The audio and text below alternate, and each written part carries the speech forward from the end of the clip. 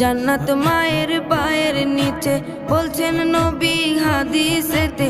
জান্নাত মায়ের পায়ের নিচে বলছেন নবী হাদিসেতে। দয়াল নবীর কথা তোমার ভালো লাগে